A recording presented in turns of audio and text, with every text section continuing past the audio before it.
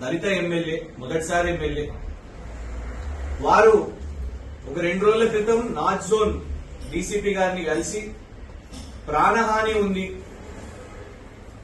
అని ఫిర్యాదు చేయడం,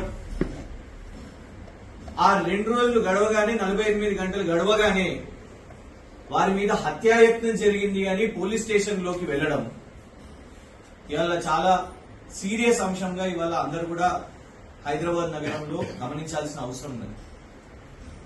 ఒక ఎమ్మెల్యేకే రక్షణ లేకపోతే, ఇప్పటి వరకు ప్రభుత్వం స్పందించకపోతే మరి ఇక ప్రజలను ఎట్లా కాపాడుతుంది కాంగ్రెస్ ప్రభుత్వం?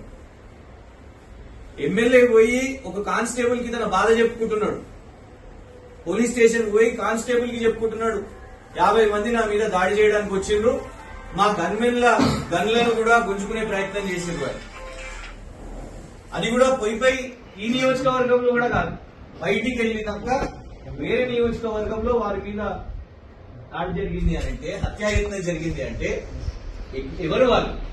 ఈ నియోజకవర్గం నుంచి కంటోన్మెంట్ నుంచి అక్కడ దాకా పోయినరా, లేకుంటే అక్కడోళ్ళా, ఎక్కడోళ్ళు, ఎవరు వాళ్ళు? ఎమ్మెల్యే గారికి ఇవన్నీ తెలుసా? తెలిసినోళ్ళ తెలియనోళ్ళ?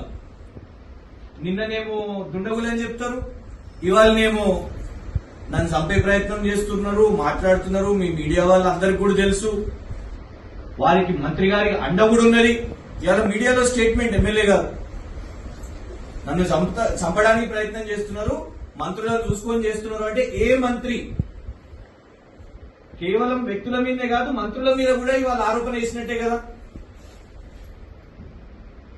అందరికి తెలుసు, వీరు మొదటిసారి ఎమ్మెల్యే.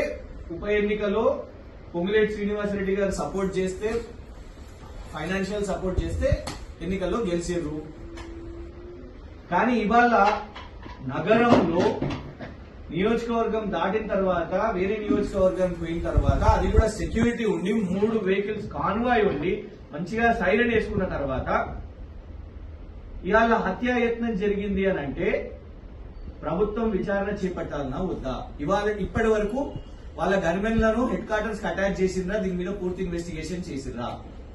ఎందుకంటే ఉస్మానియా యూనివర్సిటీ పోలీస్ స్టేషన్ లోనేమో ఇవాళ మీడియాలో చూస్తున్నాం, పోలీస్ అధికారులు, ఎవరు నిన్న ఫిర్యాదు ఇచ్చిన కానిస్టేబుల్ గారు కాదు, అధికారులు ప్రెస్ మీట్ పెట్టి గన్మెన్లను అడిగినాము, అట్లాంటిది ఏం దాడి జరగలేదు, గన్లేం గుంజుకోలేదు అని పోలీస్ అధికారులు చెప్పారు.